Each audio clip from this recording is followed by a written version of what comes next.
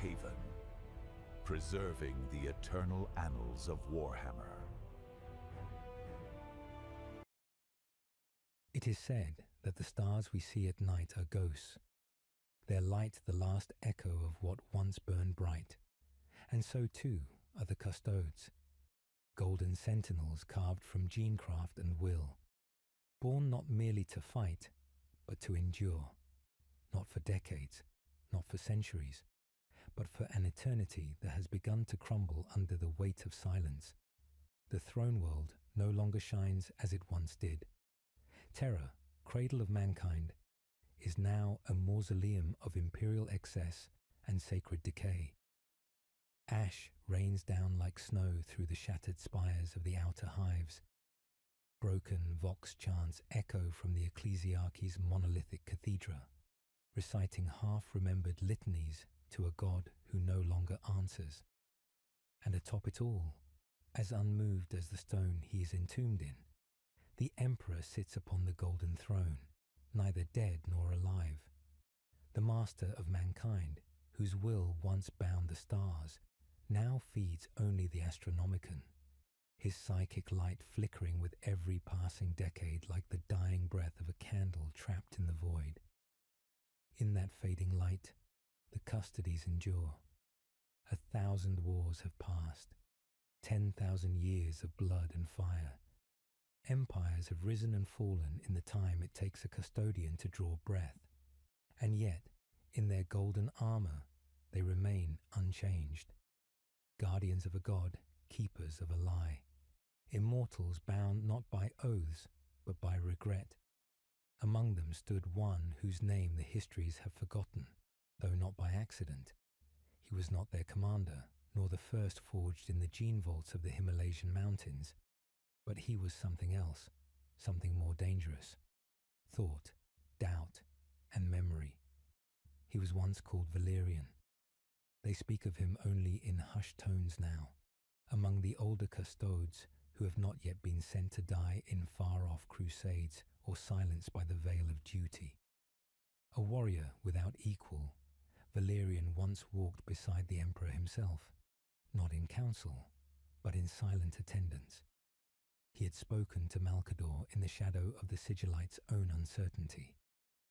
He had been present when the Primarchs were unleashed upon the galaxy. He had stood watch as Horus fell. But even the Adeptus Custodes are not immune to time.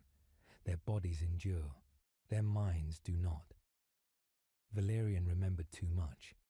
He remembered the lie at the heart of the imperial truth, that the galaxy could be conquered with reason, that men would abandon gods for the comfort of order. He remembered the day the Emperor made his sons into weapons and called it hope. And he remembered the siege, the howling of demons at the Eternity Gate, and the silence after the Emperor fell, broken, upon the golden throne. Most of all, he remembered what the Emperor whispered before the end. It was not a command, it was not a curse, it was a question. Will there be enough? Now, 10,000 years later, Valerian stood at the edge of the Sol system, aboard a silent craft of blackened gold, watching the stars pulse like bleeding wounds. He was not alone. Beside him knelt 3 of his kind, newly forged, silent, obedient. They bore no names yet, only designations. To them, he was a relic, a legend, a heretic. Behind them, Terra burned in miniature, a pale jewel wrapped in the noose of its own rituals. The High Lords had issued the order. The Custodes were to be redeployed. They were no longer merely guardians of the throne. They were now to become the Emperor's wrath once more. War called them to the stars again. But Valerian did not kneel. He remembered when they were more than executioners. He remembered when they believed in the man they guarded, not the corpse they worshipped. He turned from the viewport, golden eyes narrowing as the silence between him and the kneeling Custodes deepened like a wound. He spoke softly, as if to himself, though the chamber carried his voice with the weight of millennia. "Do you know why the Emperor forbade us names?" None answered. They did not know. They hadn't lived long enough to question. But Valerian waited, a sentinel in a tomb of his own making, until finally the youngest of the three, designation Theta 9, broke the silence, so that we would not forget our purpose. Valerian smiled, not with joy, but with grief. "No," he said, stepping forward, the whisper of his armoured feet like thunder in the quiet. "It was so we would not remember who we were." His hand hovered over the pommel of his guardian spear, though he did not draw it. Not yet. Instead, he looked once more at Terra, his voice growing colder. He knew what he had done. What he had made us into. Not men, not sons, not soldiers. We are statues carved in living flesh, placed around a throne that no longer rules, to guard a god who no longer speaks. Theta 9 stirred, uncertain. The other two shifted subtly, as if awaiting a command that would not come. "I remember what he was," Valerian whispered, "and I remember what he asked me to become." For a moment, silence reigned, and then the ship trembled as the warp engines activated. The call had come. War awaited, and Valerian, ancient among immortals, would once again raise his blade. But this time, not to defend. This time, to ask his own question. What if the Emperor was wrong? The chamber darkened as the ship descended into the tides of the warp, carrying with it the first echo of betrayal not born from pride or ambition, but from memory. And in the heart of the throne world, deep within the Hall of Valor, the empty alcove where Valerian's name had once been inscribed crumbled into dust. The Golden Warriors watched, but none remembered. The warp was silent. To most, it was a storm, a screaming tempest of madness and demonic hunger. But to the Custodes, wrapped in psychic null fields and the Emperor's lingering light, the sea of unreality offered only quiet, a dangerous quiet, one in which the soul was forced to speak. Valerian sat alone within his quarters aboard the Custodes cruiser Spear of Dawn, a relic of the Great Crusade, repurposed for a new kind of war. Its hull bore the sigils of long-dead campaigns, some scorched away, others buried beneath new symbols of obedience. He did not sleep. He had not slept in decades. Instead, he meditated, though the word meant little anymore. There was no clarity, only memory. He remembered the face of Ra, a fellow custodian, one of the last from before the heresy. Where Valerian had questioned, Ra had believed. Where Valerian had observed in silence, Ra had stood vigilant and proud, never doubting that to serve was to be. Theirs had been a friendship once, a strange word, and one not spoken aloud, for the Custodes were brothers in neither blood nor heart. But in war and watchfulness, they had found kinship. Ra had died on Gethsemane, not from blade or bullet, but by Valerian's hand. It had been necessary. That was the lie he told himself. A chime echoed across the chamber. He rose without thought, every motion fluid and silent, as though time itself still obeyed him. He did not wear his armour now, only a crimson robe that trailed behind him like the blood of saints. The door hissed open, revealing not a warrior, but a shadow. Valerian. The voice belonged to Captain Kyriax of the Sisters of Silence. Shaved head, pale skin, and eyes that held no expression, only a void where emotion had once been. She did not need words, and yet she spoke them, a courtesy she rarely offered. "You are being watched." Valerian turned, regarding her with something between sorrow and familiarity. They all are. Even in death, the Emperor watches her brow did not furrow. She did not blink. "I do not speak of gods." He nodded, stepping aside. She entered without ceremony, the null field that clung to her presence dimming the already failing lights. For a moment, he could not hear the whispers of the past. For a moment, he could breathe. "You should not have come," he said at last. "I was told to monitor you. I came because I remember. There were few who remembered the old nights. Fewer still who remembered the unspoken oaths between the Custodes and the Silent Sisterhood. Oaths of duty that transcended rank, command, or creed. They had fought together at the Eternity Gate. They had seen the face of the War Master. Kyriax had not aged. Not in the way mortals did. Her silence had become her shield, her null aura a blade in its own right. But behind her impassivity, Valerian sensed something else, something ancient. "You question the throne," she said. "I question the silence. He still lives. So does stone, if left untouched." She didn't respond. She never answered philosophy. It was not her way. Yet she stepped closer, and for a moment he smelled the ozone of the warp engine, and beneath it, fear. "You are not alone in your doubt." He met her gaze, surprised. "Who?" Kyriax turned to leave, but paused at the threshold. "A name you once knew." The door closed, leaving Valerian in darkness, his hands clenched. A name he once knew. But names were dangerous. They arrived at Calth 2 days later. The surface burned.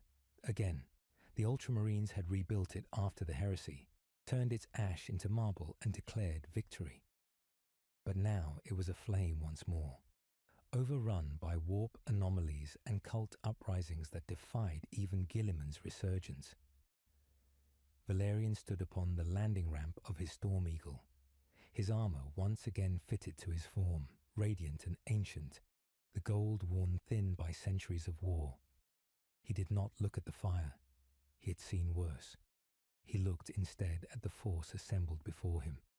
Custodians, dozens, none he recognized, and one standing apart, his armor not gold, but black and brass. A custodian once, now something else. "Halion," Valerian whispered. The other turned slowly, his face uncovered. He had aged. That should have been impossible. "I thought you were dead." "I was," Halion replied. Then I remembered. Valerian stepped forward. The others parted before him like shadows before flame. "You left the throne." "I was never loyal to it," Halion said. "Only to the man upon it. And he is gone." Valerian's voice was steel. "You were a traitor." Halion nodded. "And you are a prisoner." They stood in silence, the flames of Calth roaring behind them. The warp crackled at the edge of the sky, bleeding light into the horizon. And between them, in the shadow of all they had served, an old wound reopened. "I did what I had to," Halion said. "And now so must you." Valerian's grip tightened on his spear. Not yet, not here. But the path had revealed itself. There were others who remembered, others who doubted. The lie was cracking. The Custodes were waking, and the galaxy was not ready for what would come next. The air on Calth tasted like cinders and mourning. Ash drifted across the ruined concourses like snow in a dead season. Once, this world had been a monument, rebuilt by the Ultramarines as a symbol of resilience after the heresy. Now, warp storms had rendered the sky a wound, and the proud marble of its cities stood hollowed, cracked, and haunted by whispers. Valerian walked the ruins alone. He had left his Custodes escort behind, much to their quiet disapproval. But none dared follow him. Not here, not now. Even among the Emperor's chosen, some places were sacred in their desecration. This place was one of them. Beneath the surface, in the shadowed understructures of what had once been Calth's great forum, the war had left scars too deep for time to seal. It was here that Valerian followed the path Halion had marked. 3 carved aquillas, defaced with a line through each, a forgotten code from a brotherhood now fractured. A broken bird does not fly. The descent felt like memory. With each level, the air grew colder, not physically, but in spirit. Voices of the past whispered through the stone, accusations, regrets, half-formed cries from a time when brothers bled and ideologies turned to ash. And at the lowest level, he found them. They waited in silence. 10 custodians, each once radiant, now shrouded in matte black ceramite that bore no sigils, no honors, no names. They did not kneel. They did not speak. Only Halion stepped forward, his gaze calm, his face older still. Valerian said nothing. Words would have shattered the silence. Instead, Halion extended a relic. A blade, not a guardian spear, but a short gladius, ceremonial and ancient. Upon its surface was etched a single word: Remembrancer. Valerian hesitated. His gauntlet hovered over the weapon, then slowly enclosed it. I carried this during the crusade, Halion said, before we became statues, before we forgot. You speak as if we had a choice. Halion turned, gesturing to the others. We all chose. Even in silence, especially in silence. Do you not see, Valerian? The Emperor never asked for obedience. He demanded understanding. That was our task, and we failed. A quiet stirred in Valerian's chest, deep and foreign. Not anger, not sorrow, a premonition.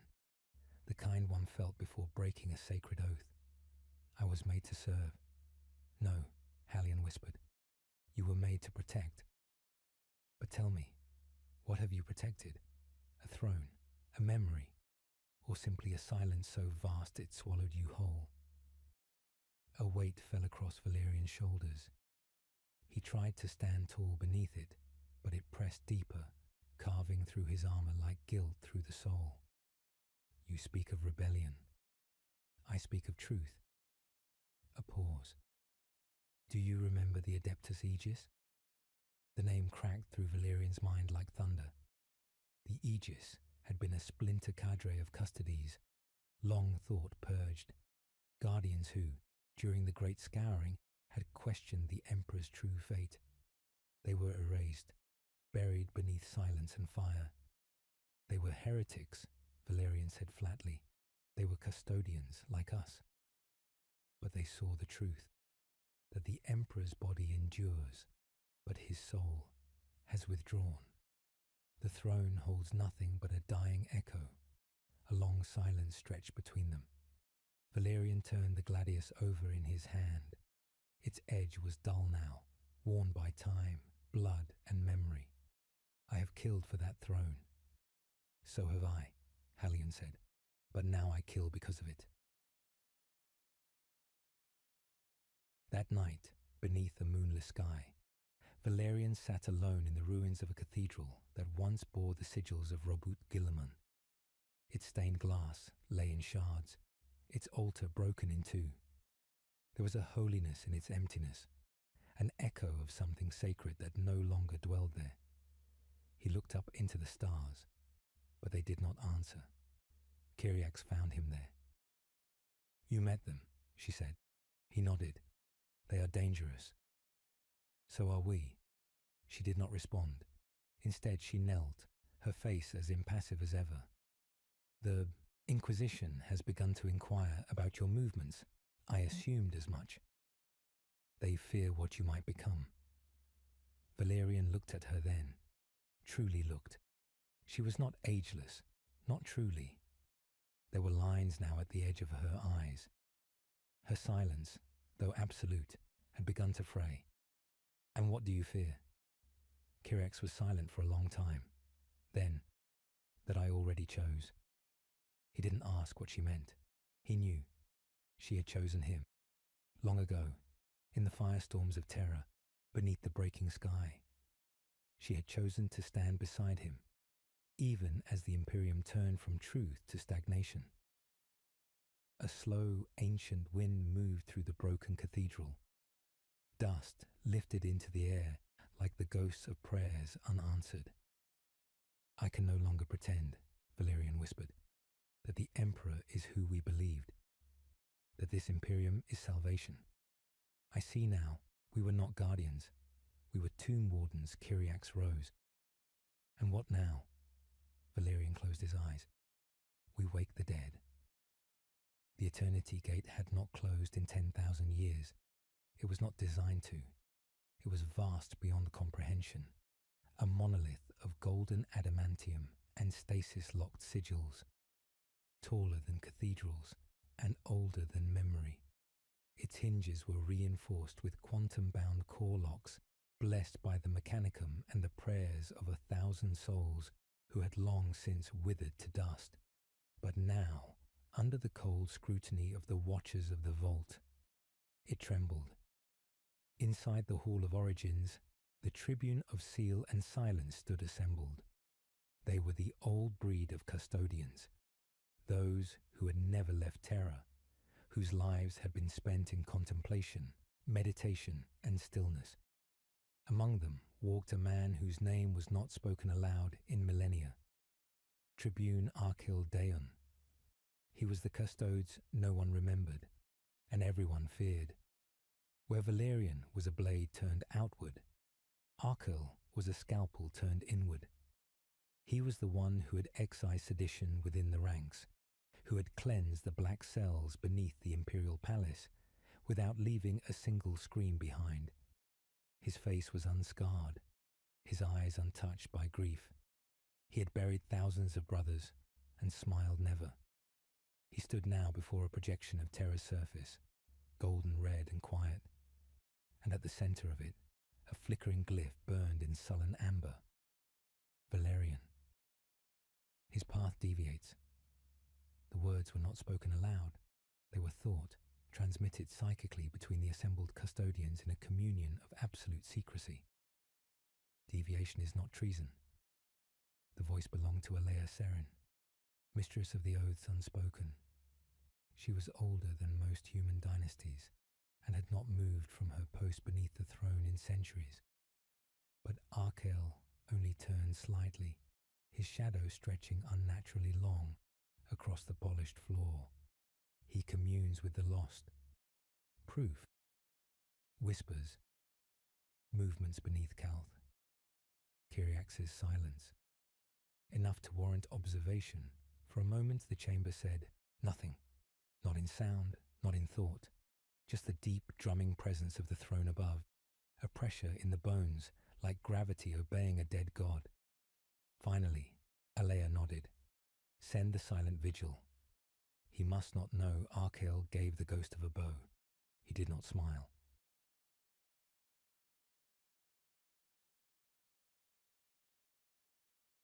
Kyriax felt the change before she saw it. She was trained in perception, trained not to speak but to sense. Across her decades of service, she had walked the void between stars, past the silence of ancient minds, and listened to the thoughts of men on the edge of madness. And what she sensed now, above Calth's ashes, was the cold presence of watchers. They are here, she said, appearing behind Valerian as he sat at the lip of a crumbling aqueduct. He did not turn. His armor was stripped down to its underlayers, his spear leaning against a wall of cracked frescoes that once depicted the Ultramarine's glory. The silent vigil. She nodded. He said nothing. Instead, he stared at the horizon, where the burning remnants of a derelict starship hung in the sky like a second sun. We've awakened something, he said finally. Not just the vigil. Something older. Something. Beneath Kyriax's expression didn't change, but her stance tensed. You speak of the tomb beneath Calth. He looked at her sharply. You know of it? She stepped forward, slow and careful. Every custodian assigned to post-scouring Calth knew. We sealed it ourselves, per orders from the High Lords and the Fabricator General. A vault deeper than any record, containing something he feared Valerian looked down at his hands. They were calloused from 1,000 battles, gilded by fate, but they trembled now. I saw it in a dream. A golden casket, filled with light that screamed silence, fell between them. Then, "It calls to you," Kyriax whispered. He nodded once. "I don't think the Emperor is inside the throne anymore." That single sentence, spoken without rage or despair, just calm resignation, felt like a crack in the mountain of tradition they had built their lives upon. Kyriax did not speak. She simply sat beside him, shoulder to shoulder. That night, the vigil moved.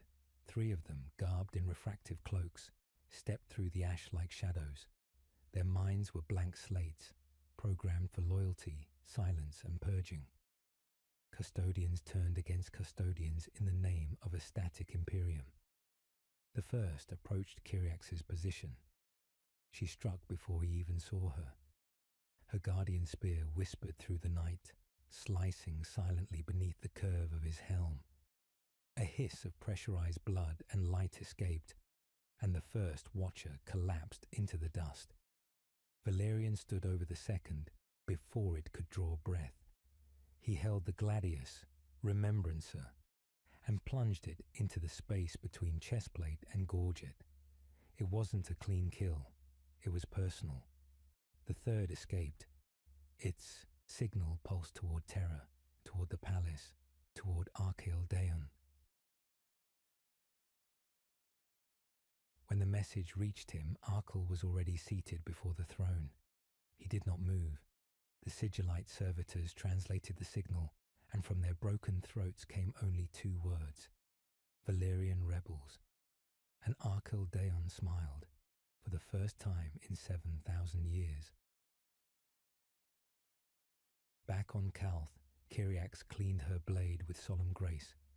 The ash clung to the blood like guilt clinging to memory. "They know now," she said.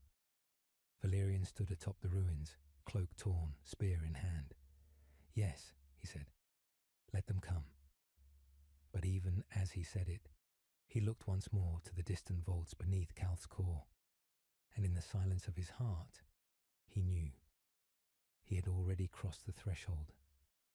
The descent into the vaults beneath Calth was a journey through history, not the glorified history chanted in ecclesiastical hymns, but the raw, skeletal truth buried beneath script and silence.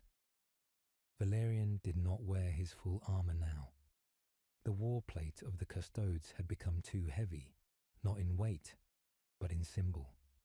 It represented loyalty unquestioned, devotion unbending, and that was no longer who he was. Kyriax walked beside him in silence. She had not asked why he insisted on coming alone, why he refused reinforcements, augur teams, or mechanicum assistance. She understood. This was not an expedition. It was an exhumation. The lift car trembled as it descended past the crust of the ruined planet, past layers of wreckage and ossified war, until it entered strata untouched by war or time. Here, in the dark between tectonic plates, lay the vault, or rather, the prison. When the lift opened, they were met not with stone, but with metal. Smooth, golden panels stretched into darkness, etched with archaic symbols that had no translation, not in Low Gothic, not in Mechanicum Binaric, not even in the tongue of the Emperor's children. "What is this place?" Valerian whispered. Kyriax responded with a breath more than words. Pre-unification. Maybe older ahead, the corridor narrowed into a gate made of impossible geometry. 5 interlocking circles, shifting endlessly across one another's planes, refusing to remain still. Valerian stepped forward. As he touched the gate, it ceased its movement and opened. Inside there was silence, not the absence of sound, but the presence of something so vast, so ancient, that its stillness drowned all things. The chamber beyond was spherical, its walls ringed with fractal etchings that moved like thoughts in the dark. At the center was a sarcophagus, no embellishment, no seal, just a rectangular monolith of translucent crystal, within which light shifted like oil on water. Something moved inside it, curled like a sleeping god, or a nightmare in waiting. Valerian approached slowly. He felt the memories rise before the truth arrived. He remembered being young, though custodians did not age in the way mortals did. But he remembered freshness, the first decades of Terra after the heresy, the rebuilding of the palace, the 1,000 wounds, and above all, the silence from the throne. He remembered the meetings behind gold doors, silent figures with black masks, custodians stripped of name, discussing something buried, a failure, a betrayal, a weapon never spoken of again. He remembered being told never to ask. Now he remembered why. Within the crystal lay a being of radiant form, taller than any man, not Astartes, not human, not even of the same lineage.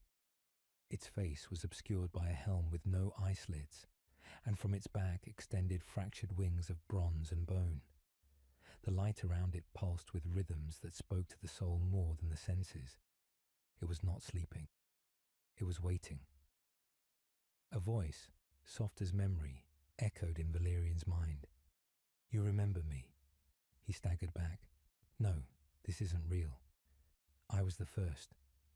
The air grew thick, humming with resonance, like a choir without sound. Before the Custodes, before the legions, before even the Thunder Warriors. I was his firstborn. Valerian fell to his knees. It was not shock, it was recognition. In dreams, in oaths, in instincts passed down through gene sorcery and psychic imprint, every custodian remembered the primordial one, the prototype, the one the Emperor could not perfect. "I thought you were destroyed," Valerian whispered. "I was, and then I was not, because he could not bear to kill his son." The vault seemed to contract, the shadows closer now. "So he buried me." Kyriak spoke for the first time, her voice barely a breath. "This is why the Custodes were forbidden from going beyond Terra, from seeking the vaults, from questioning the past, because you were not meant to inherit purity," the being said. "You were meant to forget." Valerian stood slowly. "I don't understand. What are you?" The being tilted its head, and the light dimmed. "I am the cost of ambition. I am the first soul shaped by his hand, and the first one to scream." Then, from behind them, came the rumble of intrusion. Terra had arrived. Archaeldean stepped through the gate like a blade entering flesh. He wore no armor. He needed none. His presence was authority. His gaze passed over the sarcophagus without curiosity, only contempt. "So," he said coldly, "this is what seduced you." Valerian stepped in front of the sarcophagus, spear in hand. "This is the truth. What we were built to forget, Arkel's face didn't change. Then it is truth we must burn."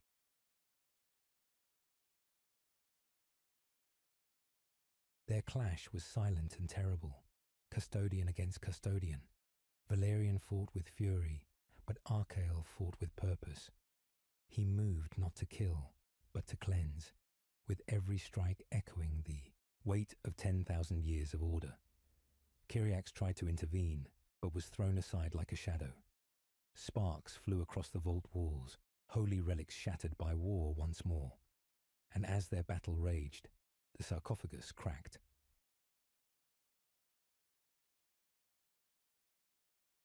The light became unbearable.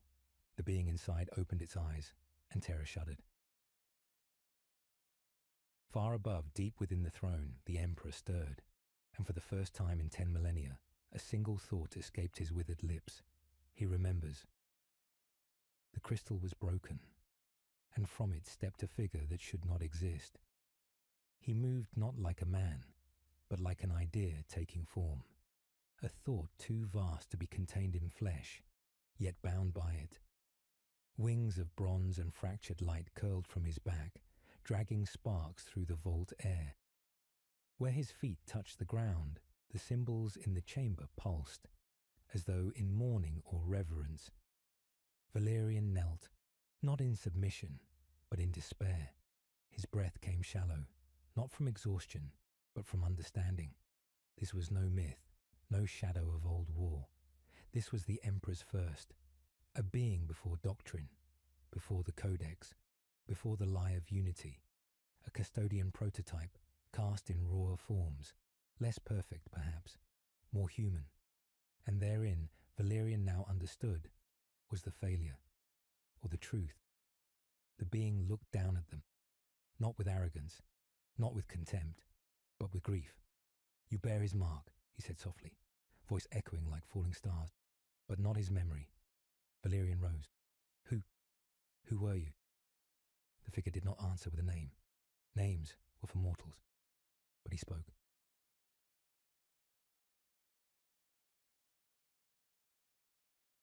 "I was the first forged to stand beside him," the being said, voice slow and heavy, "before the legions, before even the vision of the Great Crusade took root in his mind. In me, he sought to pour not only strength but will. I was to be the reflection of his purpose, unfiltered by compromise. His voice cracked, not with weakness, but with memory. And it was too much.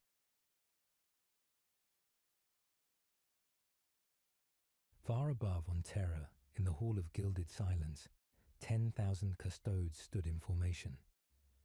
At their head stood Shield Captain Draven Merrick, his face like sculpted marble, unmoved as the air around him grew thick with unease. The psychic flare from beneath Calth had reached even them, felt not through astropathic transmission or techno-sorcery, but in the marrow of their bones. A memory stirred, a presence long forbidden. Many looked to the Eternity Gate, where the light from the throne flickered subtly. Merrick turned to the other captains. "Recall all forces from the Segmentum Tempestus. Close the black cubiculums. Seal the lexicon vaults." He did not say what they all felt, that something had awakened. On Calth, the vault trembled as the being stepped forward. Kyriax, still bleeding from her fall, raised her pistol out of instinct, but Valerian gently touched her arm. "No," he whispered. "She is not ready," the being said, looking past Valerian at Kyriax. "She has not tasted centuries." "What do you want?" Valerian asked. The being turned slowly, eyes reflecting not light, but ages. "I want nothing," he said. "I was buried because I asked why. Why must loyalty mean silence? Why must purpose be without compassion?" "And he silenced you?" Valerian asked, voice raw. "No," the being said. "He wept. And then he buried me." Archael Daon lay slumped against the vault wall, spear broken, breathing ragged. He had been beaten, not killed. The first had not struck a killing blow, because he could not. "I was to be his conscience," the being said, now walking slowly across the vault. But the galaxy had no room for conscience. Only victory. Valerian clenched his fists. "And what are we then? What are the Custodes now?" The being turned to face him. "You are the price of his guilt." Outside, mechanical ships circled the planet. Word had reached Terra. Silence was broken, and silence, once broken, spreads like plague. Orders were unclear.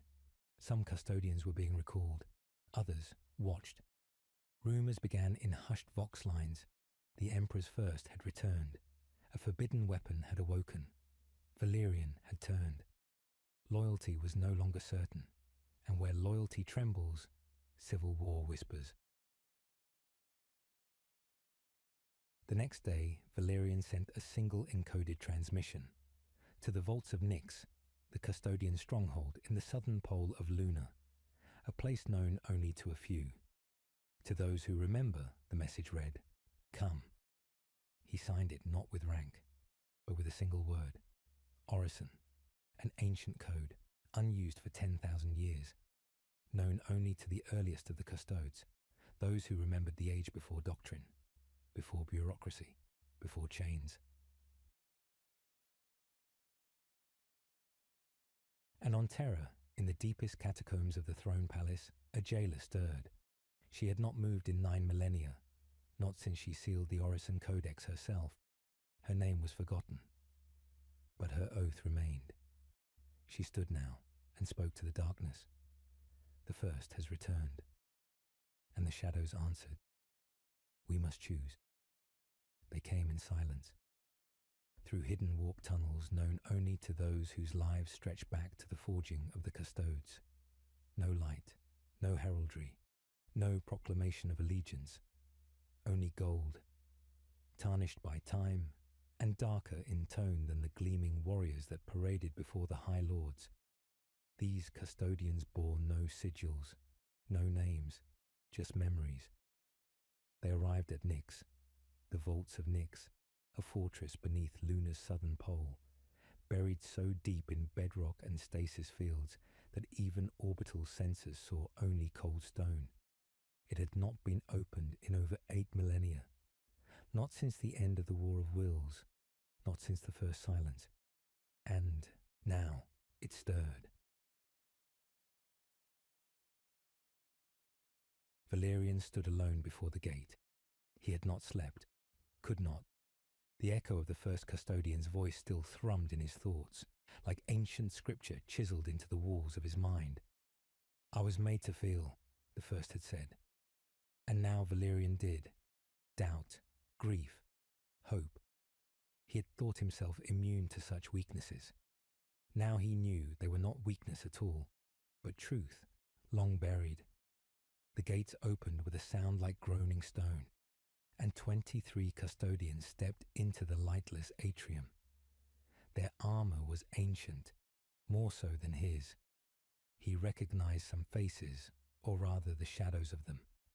None spoke, until one stepped forward. "Is it true?" the custodian asked. His voice was not accusatory. It was calm, tired. "Yes," Valerian replied. "He walks." "The first?" Valerian nodded. The custodian looked away, toward the stone icons embedded in the vault wall. "Then the Orison is invoked." After all this time, he removed his helmet slowly. Beneath it was a face ravaged not by time, but by endurance. A face that had waited. "I am Lyca Athion. I stood with him during the conquest of Ursh. I buried the first myself. I remember why Valerian waited." Lyca's eyes did not flicker. "We buried him not because he failed, but because he would not." "Would not what?" Kyriax asked, stepping from behind Valerian, hand still bandaged from her duel with the first. "Would not kill in silence," Lyca said. "Would not obey without understanding."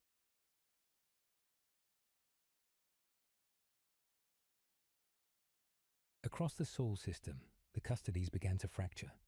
There was no open declaration, no schism announced. Only subtle changes. Some refused to return to Terra, citing mission imperatives. Others began to speak aloud of feeling, a crime among their kind. Some began questioning the High Lord's orders, invoking ancient operational codes that had not been used in thousands of years. And in the citadel beneath the throne, Draven Merrick watched. He saw the names of those who had responded to Valerian's call. He recognized them. Some were from the earliest generation. Some had fought beside Aemon himself. Others were silent ghosts, long thought lost to distant campaigns. Merrick stared at the list, then slowly turned to the woman standing beside him. Triarch Palmyra Voss, one of the 3 highest voices of custodian law. "Do you remember Orison?" he asked. Palmyra did not respond immediately. She looked up toward the towering image of the Emperor, arms outstretched, golden wings behind him like a god in judgment. "I remember," she said at last. "I also remember why we stopped speaking of it." Merrick's voice was steel. "It was a lie." "It was a mercy," Palmyra corrected. "You think you understand what is coming. This isn't rebellion. It's awakening. And it will destroy everything we've endured to preserve." In Nyx, Valerian walked the halls once meant to teach Custodes how to think, not just how to kill. Libraries sealed by decree of the High Lords were now opened. Thought diaries, old war doctrines, the human writings of the Emperor, those not meant for public eyes, were studied once more, and Kyriax read them all. She read of a time before the heresy, before Gilliman's edicts, before the throne had become a prison, a time when Custodes were more than golden blades. They were watchers, voices, even advisors. Now they were statues. Valerian entered the chamber where she read. "He was different," she whispered, turning one of the thin gold-leaf pages. Valerian said nothing. Kyriax turned to him, eyes red. "We thought we knew him, but we only knew his silence, and far beneath the words, rage began to bloom." Dravon Merrick stood before the Eternity Gate, silent as incense curled like smoke from the braziers. He had made his decision. "We invoke the Lex Divinitatis." The Custodes around him stiffened. None had heard that command in over 9,000 years. Valerian is to be declared apostate custodia. And those with him, traitors to the throne. The gates loomed behind him, and for the first time in his long life, Dravon hesitated. Valerian gathered the ancient blades, not for war, not yet, but for remembrance. The orison, once forgotten, now rang through the ranks of those who had felt too deeply to obey blindly. He had not declared war on the Imperium. Not yet, but he had committed a greater sin. He had asked why. And that question, once spoken by the Custodes, could not be silenced again. Terra mourned in silence, not with weeping, for there were no voices left to cry, not with banners, for there were no banners left to raise, only with silence, the kind that thickens in the lungs and strangles the breath. Dravon Merrick stood at the edge of the palace wall, overlooking the ash-lit ruins of what had once been the Templar Promenade. A missile strike from traitors unknown had collapsed the promenade center. Civilians vaporized, sisters of silence buried. The air still carried the scent of ionized flesh. There were whispers, of course, muted threads between throne agents, inquisitorial scribes, even the Officio Assassinorum. But Dravon knew the truth. Valerian's rebellion had begun, or worse, it had inspired others. He returned to the Sanctum Imperialis without a word. At his side walked Triarch Palmyra Voss and Shield Captain Trayvon Hall. Hall, young by custodian measure, barely 1,000 years forged, wore a face like cut glass. "He was one of us," Hall growled, pacing behind them as they moved toward the tribunal chamber. "He swore the vigil. He bore the aegis. And now he consorts with ghosts and memory. Why do we debate? He should be ended." "No," said Palmyra quietly. "If we strike too early, we will fracture. We're already fractured," Hall hissed. Dravon remained silent. His thoughts drifted to an ancient oath, once spoken by the Emperor himself. The greatest threat is not heresy. It is the forgetting of why we stood.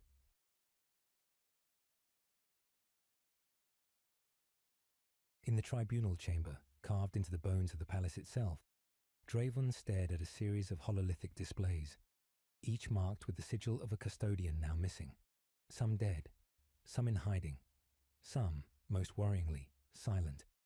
Not even the black ships or Mechanicus auguries could trace them. Valerian's faction, now being whispered as the Orison Circle, had vanished beyond Terran reach. And then, something unexpected. A message. Encrypted in Proto-Neural Gothic.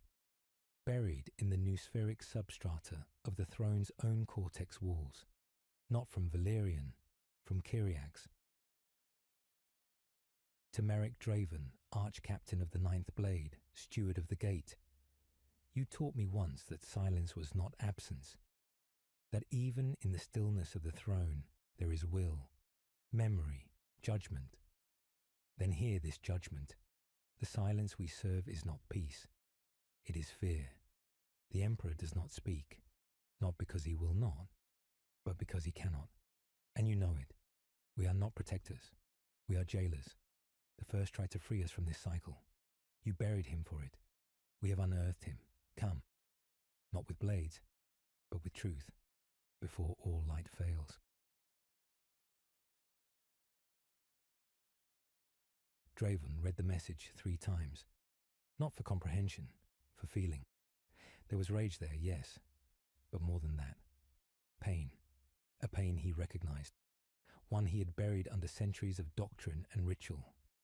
He thought of the Emperor's face, frozen now beneath gold and stasis fields. Thought of the lies told to a galaxy for 10,000 years. He turned to Palmyra. Have we failed him? He asked softly. Palmyra's eyes flickered. Her armor gleamed like judgment itself. We kept him alive. Draven looked away. Did we? He murmured. Beyond the throne world, on the Void Watch bastion known as Anthelios Reach, the Adeptus Custodes loyal to the Orison Circle began gathering. Not an army, a council.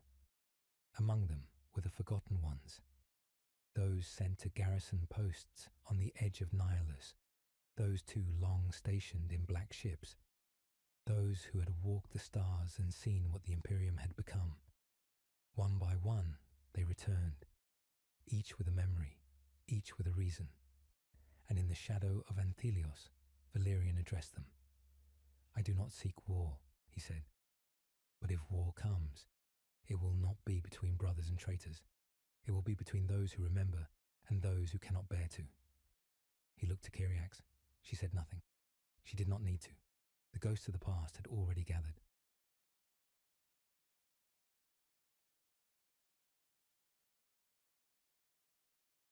Draven stood before the throne. He had not spoken here in 5 centuries. Even now, beneath the deafening hum of the golden thrones, mechanisms, he felt the same awe he had known as a neophyte. But now, awe had been replaced by something darker, grief. He looked up at the immobile figure of the Emperor, skin like parchment, soul buried in the warp, and whispered, was it all a lie? There was no answer, only silence. But in that silence, something shifted. Not in the throne, in him.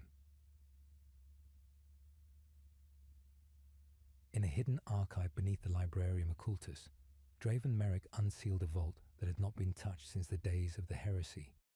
Within it, he found a name, Diocletian Valoris, the first custodian ever to question the throne.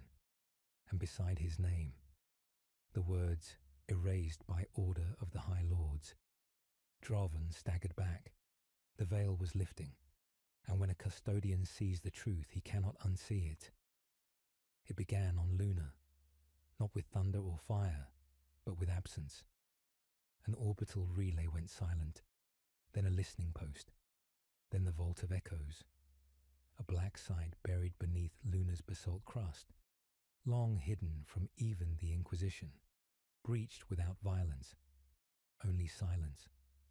By the time Draven Merrick arrived, the only thing left was a name, burned into the adamantium vault doors.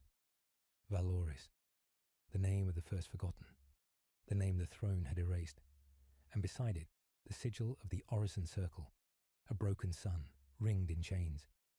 Draven traced it with his gauntlet. They had taken something, not for power, but for proof.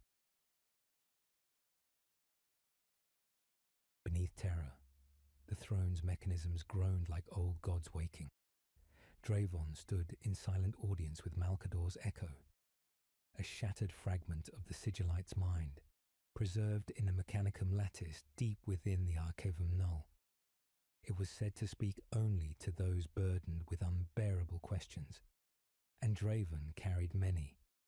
He approached the crystalline mind core and activated the psychic resonance keys.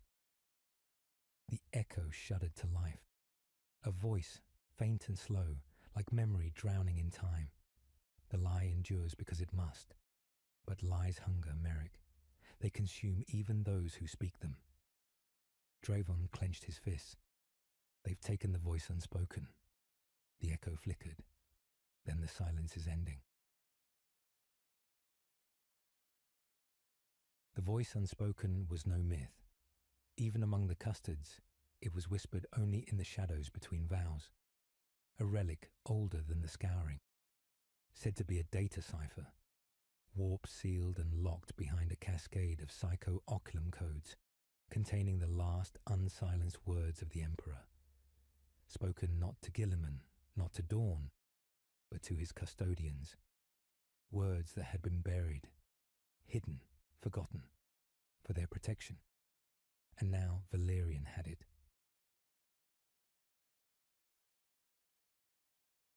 Anthelios Reach hung in orbit above the dark void between Segmentum Solar and the edge of the veiled region, a forgotten watch bastion left dormant since the Great Rift's birth. Within it, Valerian, Kyriax, and 39 Custodes stood in silent assembly. Before them hovered the voice unspoken, a relic casket sealed with hexagrammic locks, pulsing with ancient light. Valerian raised his hand. "No one has broken the seal," he said, his voice hollow. "Not since the ninth silence." Kyriax stepped forward. "Because the truth is not light," she said, "but fire." Around them others stood still, titans of war, some weeping, some kneeling, some terrified. "We were made to protect his will," Valerian continued. "But how can we protect what we do not know?" He placed his hand upon the seal. It flared, and the first lock broke.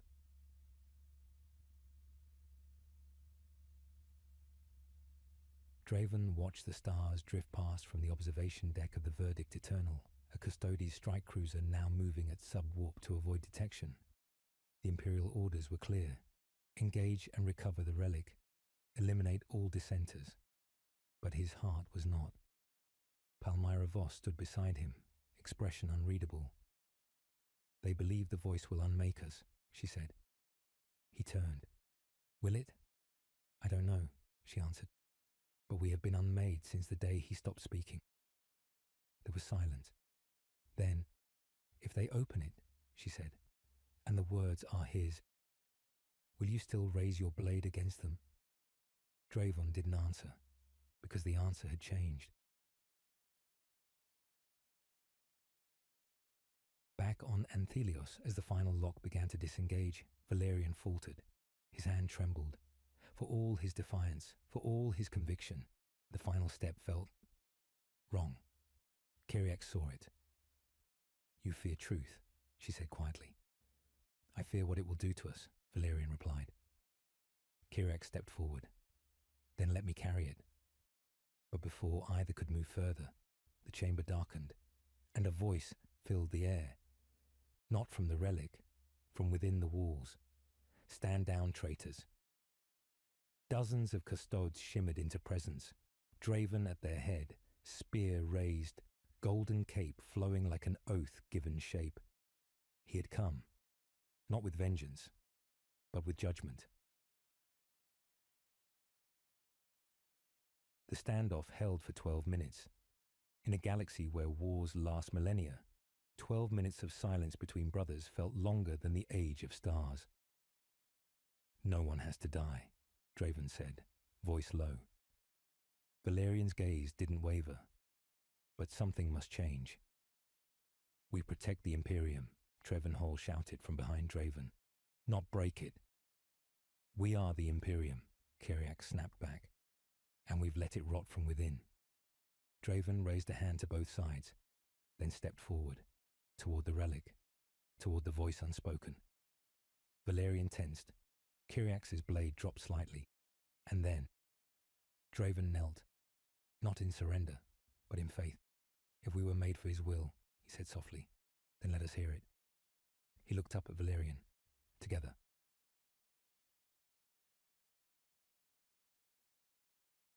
The final lock opened. A golden pulse spread across the chamber. No voice emerged. No divine proclamation. Only a single phrase, etched into the psychic memory of the device. I never wanted this. Valerian fell to his knees. Kyriak wept openly. Draven closed his eyes, the truth heavy in his chest. It wasn't betrayal. It wasn't heresy. It was grief. The Emperor had not chosen silence. He had been buried in it, and they had all carried it. They did not speak, not at first. The chamber was quiet in the aftermath, the kind of silence that followed grief, not violent, not loud, but suffocating, the kind that lingered in the bones. The message still shimmered faintly in the air above the unlocked relic. I never wanted this. No instructions, no prophecy, no divine command, just a wound, a single human wound sealed into gold. Draven remained on one knee, his eyes cast down. Around him, the other custodians had sheathed their weapons. Some looked hollow, others ashamed. A few turned away entirely. Valerian had not moved in minutes. Only Kyriak spoke. It wasn't a test, she whispered. He wasn't preparing us for some final truth. He was mourning what he had done, what we had helped him do. Draven rose slowly. We were his weapons, he said, but no weapon is innocent, not when used against its maker's will.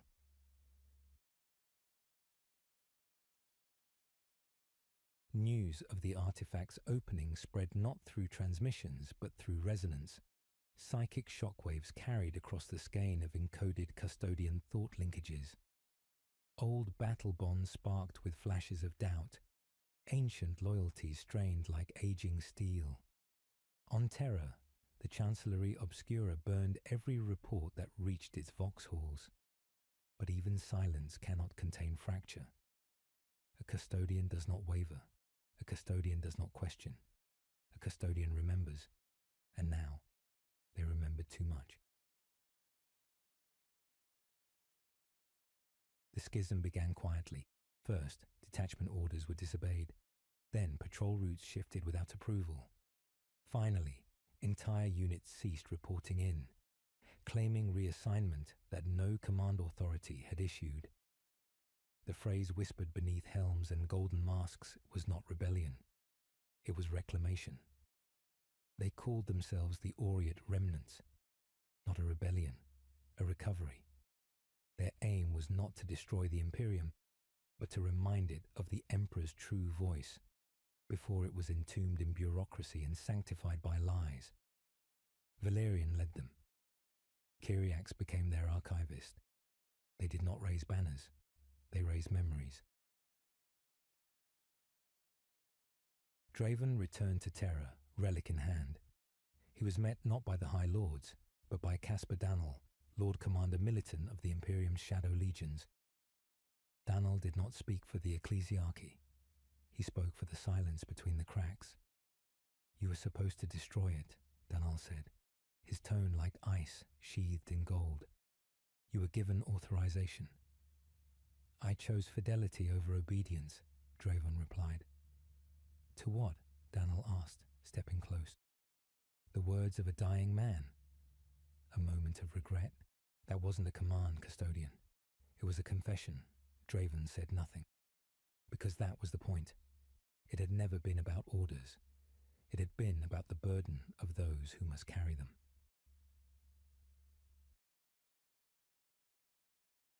Weeks passed. The schism widened. The Aureate remnants did not wage war. They rescued histories.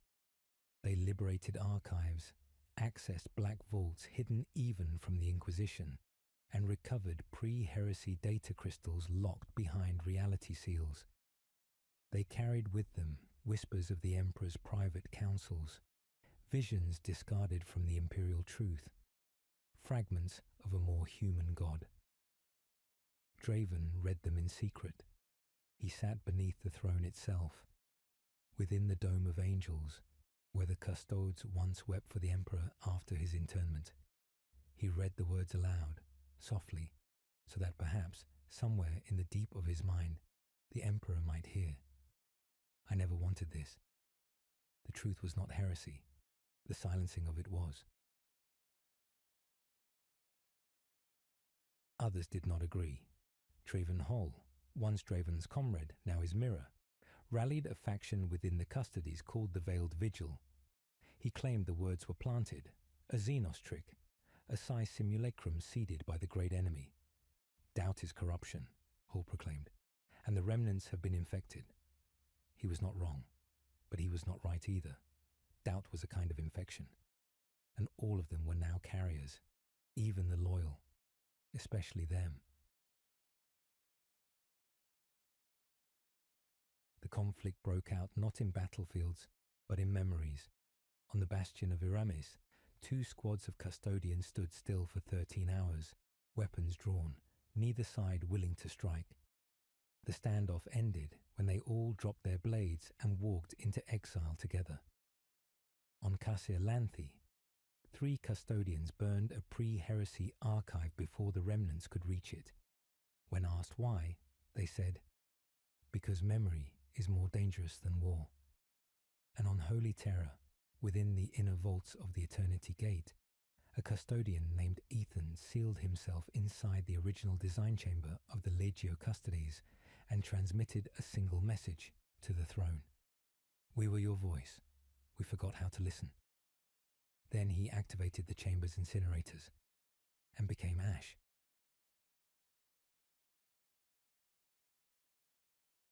The Emperor did not speak. The golden throne pulsed in its ancient rhythm, neither faster nor slower. But somewhere in the void, in the folds of time where gods walk and memory lives, the words echoed louder. "I never wanted this."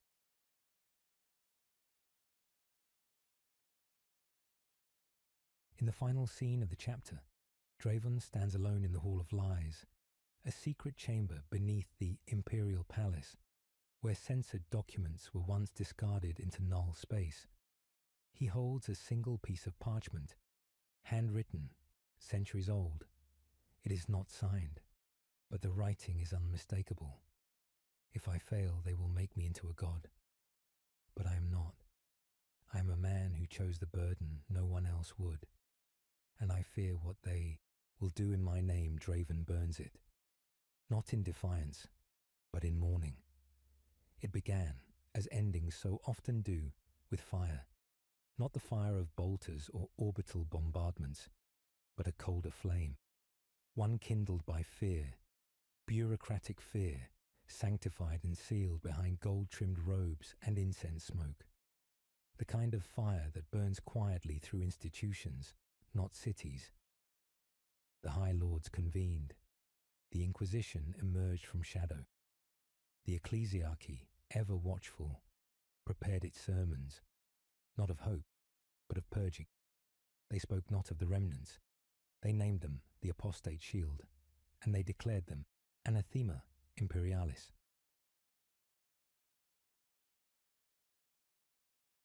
Draven stood before the Council of Swords, the secret conclave of custodians entrusted to guard not just the Emperor's body, but his unspoken will. There were no thrones in this place, only silence and armor older than civilizations. "This is not rebellion," Draven said, voice level. "No," replied Trevenhall. "It is heresy." The other custodians said nothing. Their silence cut deeper than words. "We are custodes," Draven continued. "Our duty is not to institutions, not to decrees. We were made to guard him. And if his will has been buried beneath 10,000 years of imperial rot, then..." Hall's fist cracked the table. You presume to know his will. He who cannot speak, cannot move, cannot judge. You will be his interpreter? Draven met his gaze. No, he said softly, but I can remember the man he was. In the depths of the Vox Sanctora, the Inquisition unearthed ancient protocols once thought too dangerous to use. Project Raziel, not a weapon of flesh or metal, but of memory. A warp-threaded virus designed to rewrite perception, to render inconvenient truths as hallucinations. Entire planets had been cleansed by it, without a single bullet fired. The remnants were declared infected, not just by doubt, but by false memory. The logic was elegant. A custodian would never betray the throne. Therefore, any who did must be mad, and madness could be treated. Valerian knew what was coming. He had seen it before. During the rise of the Ministorum, the burning of the Church of the Hollow Sun, the silence that followed the Ordo Necros, he had learned a truth most custodians were never meant to learn. The Imperium does not erase you. It rewrites you. He gathered his remnants not for war, but for preservation, not of territory, of truth. They began uploading memories into non-Euclidean repositories across the halo stars. Fragmented truths encoded in poetry, in data ghosts, in the very pattern of stars. A custodian's thoughts, made eternal. In the void, truth would survive, even if none of them did. Kyriax, too, made her choice. She entered the Heliophage archives, a sealed vault beneath the Librarius Prime, where forbidden side tomes breathed in the dark. She found what she was looking for, the Lament of the Unseen, a lost transcript of the Emperor's earliest philosophical writings. Her hands trembled as she transcribed them into null ink, sealing them into her own golden bones. No empire is eternal, only the suffering it leaves behind her eyes closed. She began the slow, agonizing rite of mind-shearing, fragmenting her own consciousness across multiple timelines, so that somewhere, somehow, her truth might be heard again. On Terra, the ecclesiarchy moved swiftly. Saint Viridian II stood at the heart of the Crimson Basilica, her voice carried across voxnets and psychic relays. The apostate shield has turned its blades inward, she proclaimed, her words fire-wreathed and thunder-backed. Even the holiest can fall, and when they do, we must become the hands that cast them down, so they may rise again, purified. Thousands knelt, millions obeyed, and across the segmentum solar, the Ordo Redemptus was born, a new inquisitorial order, armed not with judgment, but with cleansing. Their target, the Adeptus Custodes. Draven received the decree in silence. It was not rage he felt, nor betrayal, only the slow, ancient ache of inevitability. He turned to the only custodian who had not yet chosen a side, Amun Seric, shield captain of the Dread Keepers, whose oaths were sworn not to Terra, but to the memory of the imperial truth. Amun's voice was low, uncertain. Is this what he would have wanted? Draven did not answer immediately. He walked to the window of the Hall of Twilight, where the light of Saul filtered through stained ceramite. Below, the world turned. Above, stars faded. We will never know, he whispered. But if I must fall, let it be for something real.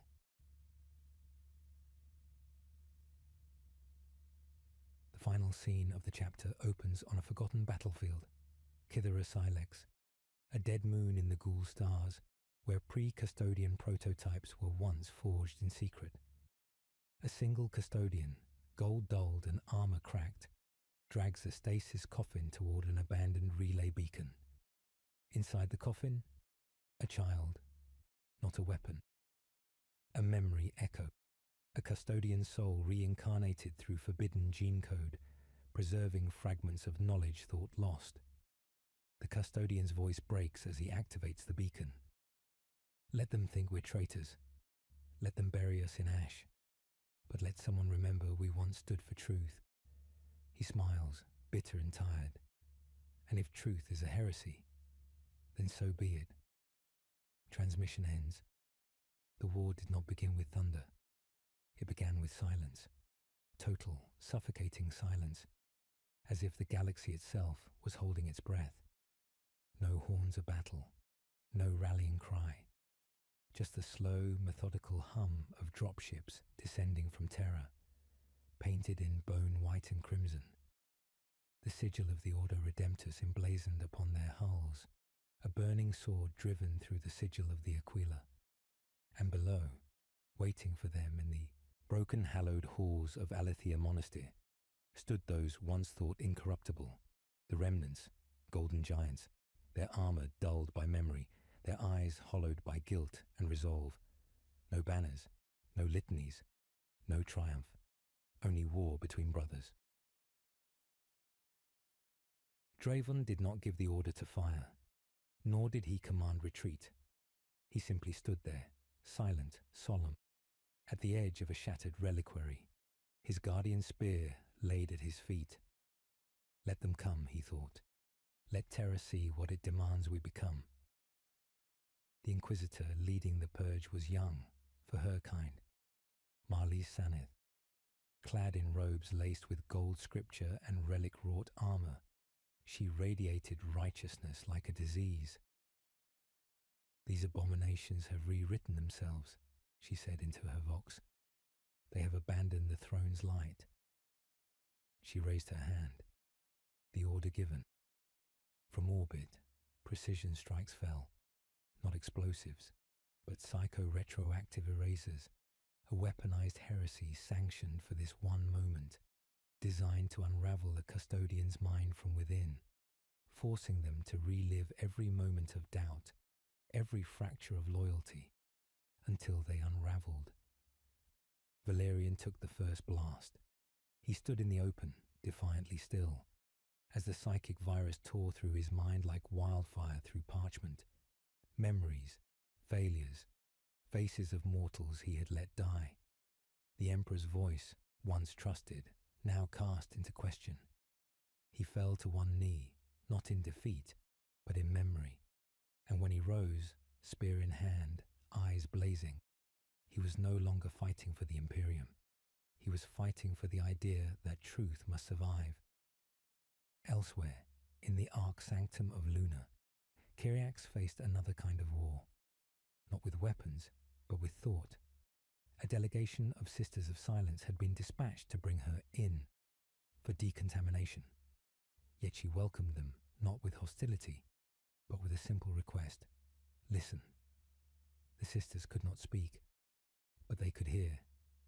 And as Kyriax, in broken voice and bleeding mind, projected fragments of the Emperor's earliest beliefs, the imperial truth before dogma, before divinity. Some among them hesitated. Some did not return. They vanished into the void, carrying her message with them. It was not victory. It was enough. The breaking point came at Anthem's Fall, a solar observatory turned fortress chapel orbiting the dying sun of Malvorn. There, Amon Seric, shield captain, watcher of dust, eternal observer, finally broke his silence. He had remained neutral, had clung to tradition, had hoped, perhaps, that this rift would close with time. But when he saw the names written in fire across the data slates, names of fallen brothers, unspoken heroes, erased from history, something ancient stirred within him. He walked alone through the corridors of Anthem's Fall, each footstep echoing through millennia of bloodless loyalty. He did not speak when he joined the remnants. He simply removed his helmet and knelt before Draven. Draven placed a hand on his shoulder. Too late for absolution, Aemon said quietly. We never asked for it, Draven replied. The Ordo Redemptus responded with fury. They released Protocol Seraphim, the last measure. Custodians, still loyal, were awakened from vaults of stasis, the hollow blades created in secret long ago. Their minds fragmented, their oaths chemically bound, designed to obey without question. They were not brothers, they were weapons, and they bore the faces of those who now stood against them. Valerian faced his mirror on the burning plains of Minoris 7, a custodian with his face, his voice, but eyes empty and soul absent. The duel was long, brutal, and without triumph. At the end, Valerian stood bloody and shaking, the body of his false twin at his feet. He looked to the stars and whispered, "Is this what we've become?"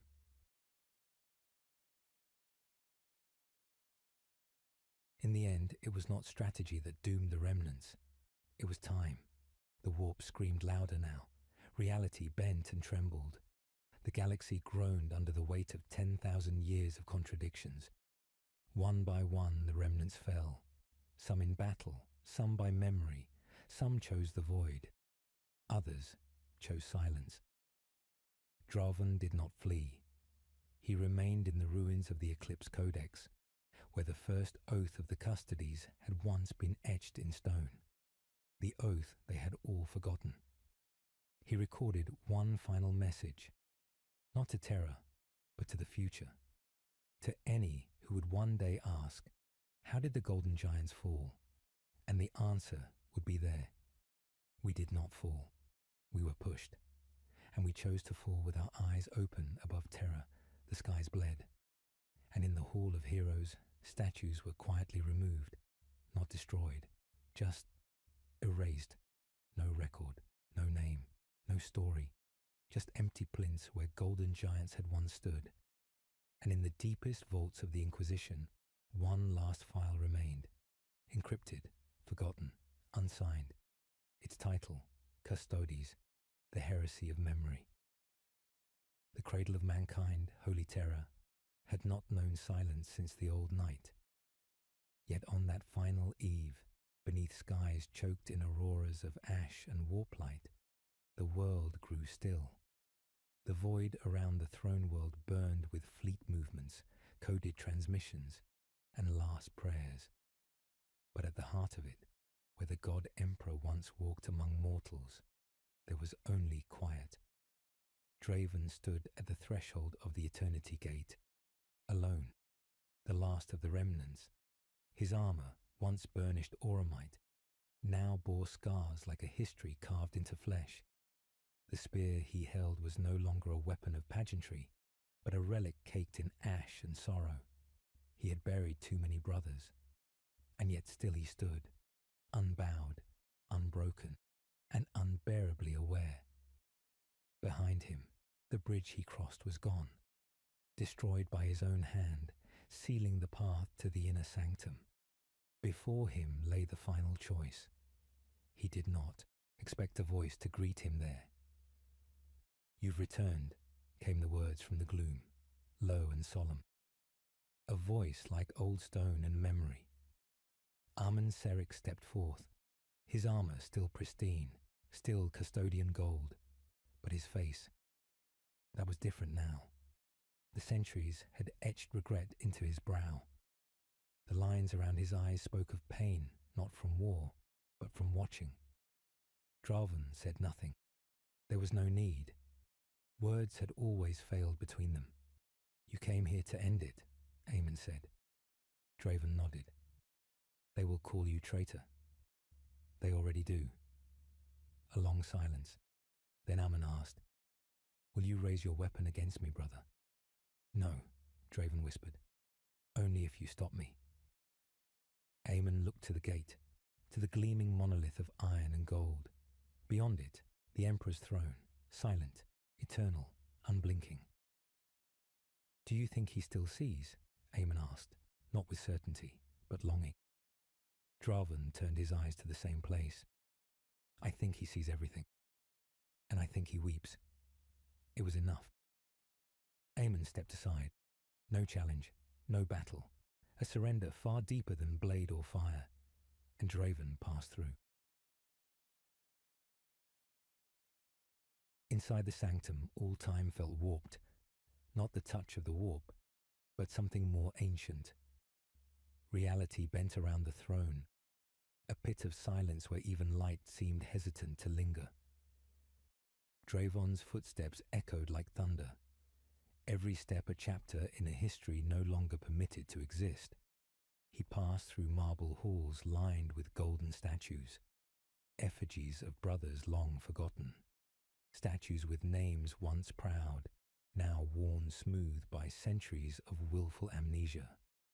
And at last, he came before the golden throne, the Emperor, not as God, but as corpse, a husk of what once was, and still, paradoxically, the axis upon which mankind spun. Draven knelt, not in worship, but reverence. "My lord," he began, voice thick with memory, "we failed you, but they failed you more." He reached into his cloak and pulled forth a data crystal. It held everything: the erased names, the disappeared battles, the secrets of Protocol Seraphim, the truth behind the remnants, the sisters who vanished, the inquisitors who turned history into weapon, and most of all, the words the Emperor had once spoken, before godhood, when he was only a man with a vision. "I do not come to destroy you," Draven said. "I come to remind you." He slotted the crystal into the interface beneath the throne. The machinery groaned. Sparks flew. For a moment, the entire sanctum seemed to tremble, as if the throne itself was rejecting it. And then, a flicker, a pulse, a breath. Something ancient stirred behind the Emperor's hollow eyes. Not awakening, but acknowledgement. And in that moment, Draven wept. Not for the dead, but for the truth. Finally, given voice.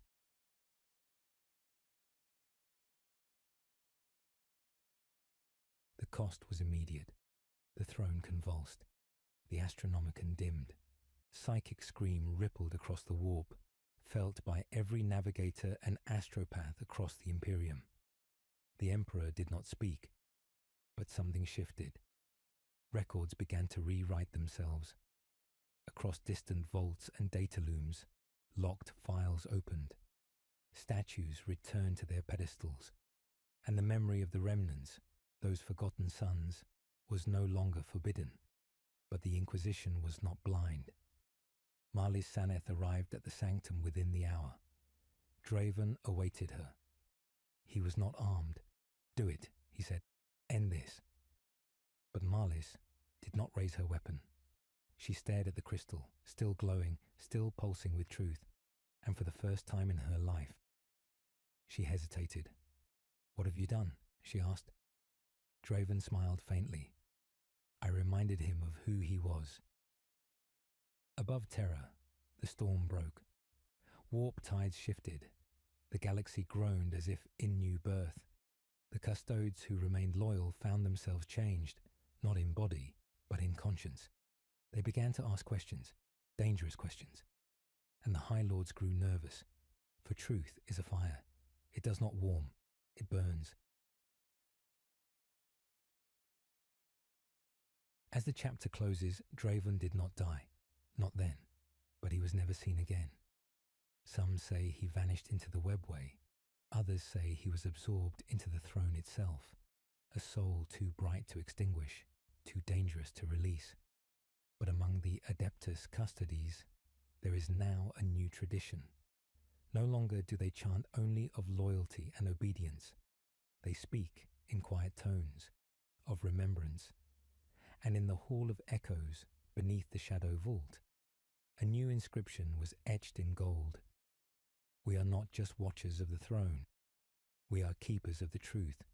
Let none forget what we became. Let none forget what we chose to be. The edifice of the Imperium is not built on truth. It is built on silence. And in that silence, the whispers began to grow. At first, they were dismissed. A rumor, perhaps.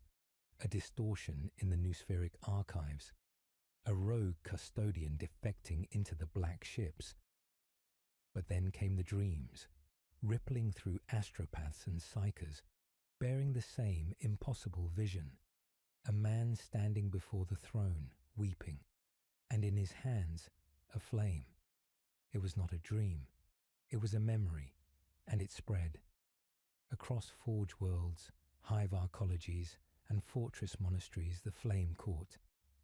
Data seers began encountering encrypted files they had never seen before, files that referenced names long erased: Orientalic, Theos Valan, Protocol Seraphim, the 12 Golden Remnants. For the first time in 10,000 years, the Imperium remembered what it had tried to forget, and remembrance is dangerous. High Lord Kestan Val stood before the Senatorum Imperialis, his voice sharpened with dread.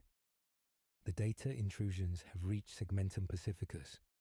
Entire chapters of astropathic record are reverting to forbidden configurations. Forge worlds are printing battle coats with pre-heresy symbols.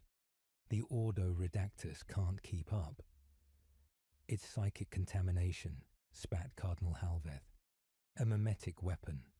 Blasphemous code born of the warp no, came the soft voice of the Fabricator General. It is not warp-born. It is something older, something encoded in the foundation of the Imperium's memory core. The air in the chamber turned cold. Even the inquisitorial representative, Marlis Sanith herself, remained silent. Her eyes lingered on the hololith before her. It displayed the final footage retrieved from the throne sanctum. Dravon kneeling, a crystal inserted, and the faint flicker behind the Emperor's hollow gaze. Not words, not light, but recognition. And the Custodes were no longer unified. A fracture ran through the heart of the 10,000. There were those who remained loyal to the creed, the silent watchers, sworn to protect the Emperor, unquestioning, unyielding.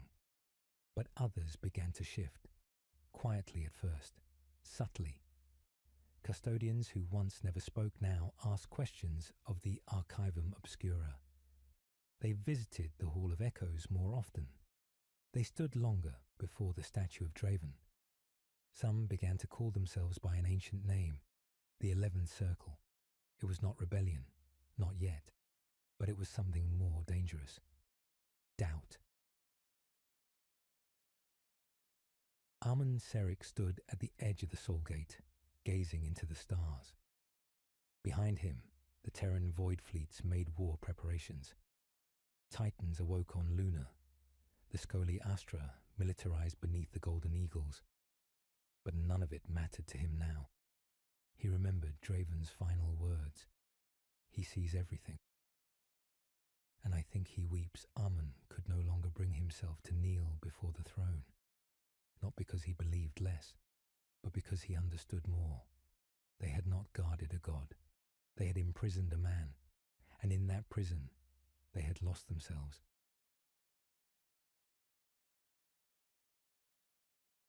The turning point came not in war, but in a whisper.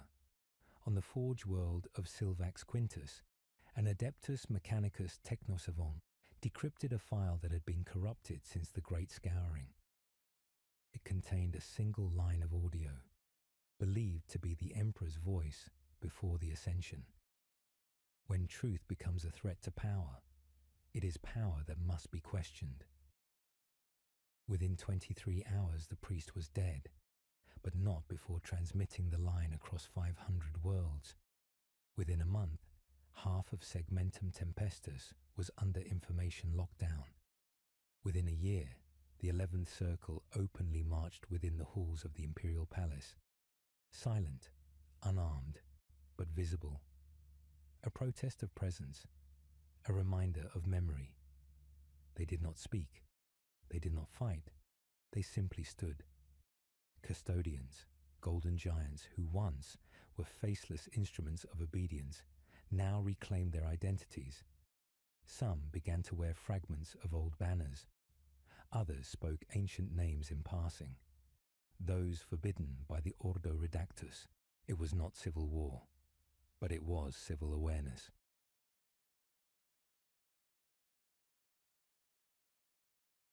The High Lords declared them heretics.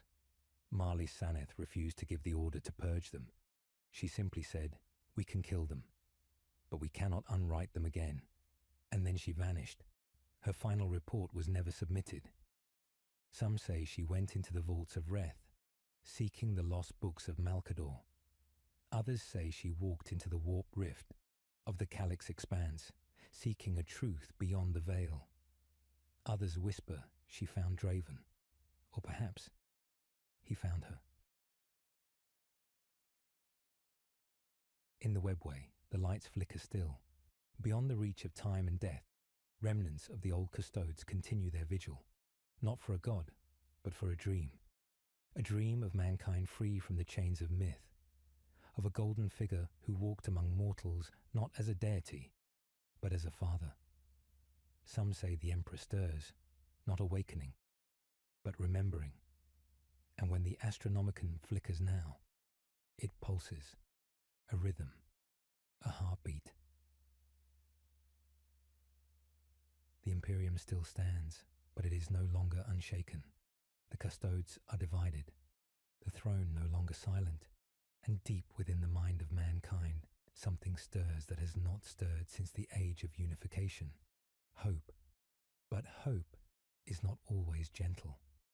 Hope burns, and what it consumes, it does not return. It began not with war nor proclamation, but with a whisper in the dark, a voice, ancient and hoarse with age, yet laced with unbearable power, not spoken from the mouth of a god, but breathed from the lips of a man, withered, desiccated, yet aware. And the whisper was a name, Valerian, a name long erased from all records, a name no longer remembered by any save the one to whom it belonged, the first, the Father's blade, the proto-custodian whose soul had once walked with the Emperor in the deserts of unification. And Valerian heard it, in the vaults beneath the golden throne, where time no longer passed, and memory congealed like dried blood. He stirred. For 10,000 years he had sat in silence, unmoving, neither dead nor living, kept in stasis by mechanisms even the Mechanicus no longer understood.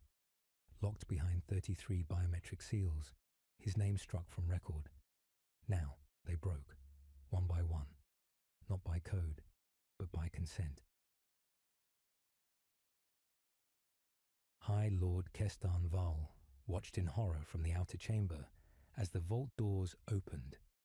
No alarms, no resistance, only that low, grinding groan of something old returning to a world that no longer recognized it. And from within emerged a figure in armor dulled by the passing of centuries, not gold, but blackened bronze, etched with a sigil none had seen in millennia, a hand reaching upward toward a dying sun. Valerian stepped onto the marble of the Sanctum Imperialis, and the entire palace stilled. Even the custodes, those of the 11th Circle, those of the Creed, dropped to one knee, not in obedience, but in recognition. A figure of legend, a third ghost, the first. He said no words. He walked the long hall alone, beneath the statues of those who had followed him, bled with him, and died for a lie too grand to name.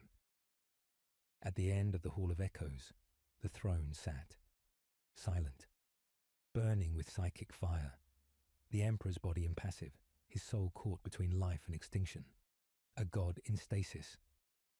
Valerian ascended the steps, not as a servant, not as a son, but as an equal. None know what was said in that moment. Not even the psychers monitoring the throne from beneath the surface of Terra could pierce the veil of their communion. But the Astronomicon dimmed. Across 100,000 worlds, astropaths screamed and fell silent. Time seemed to hesitate, and then the galaxy moved again. The Emperor did not rise. He did not speak, but his eyes opened, for one moment, only one, and they saw everything. In the years that followed, the Imperium did not fall, nor did it thrive. It changed. The Adeptus Custodes no longer served in silence. They split, half remaining to guard the throne as they always had, others scattering into the stars, not to conquer, but to understand. They called themselves the Warden Remnants, no longer the 10,000, now the Remembered. Valerian was never seen again. Some believe he died on that throne, giving the last fragment of humanity back to the Emperor. Others whisper left through the webway, carrying the dream of what the Imperium could have been into the stars.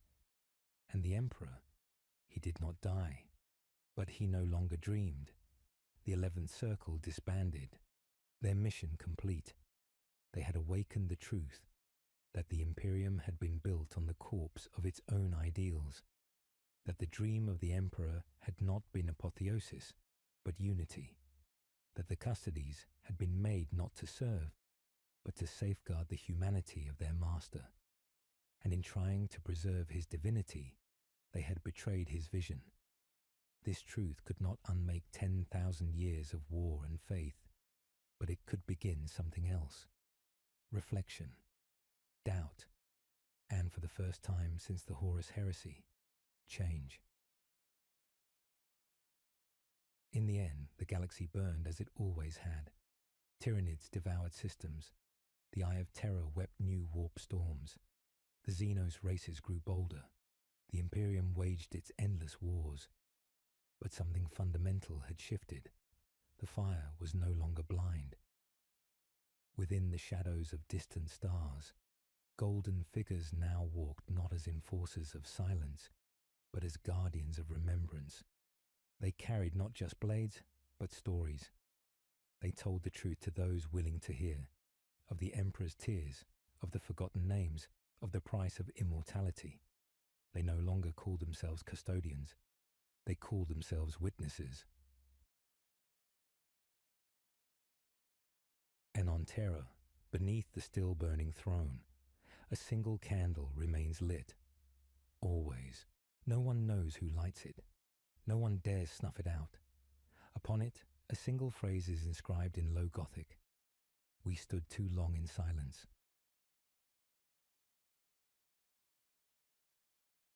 The tragedy of the Adeptus Custodes was not that they failed to protect the Emperor. It was that they protected him from being known. And in doing so, they became relics, monuments to duty divorced from meaning. But now, meaning returns, in fragments, in stories, in truth, and in that, perhaps, redemption. Even for the golden giants who watched the throne while the galaxy wept,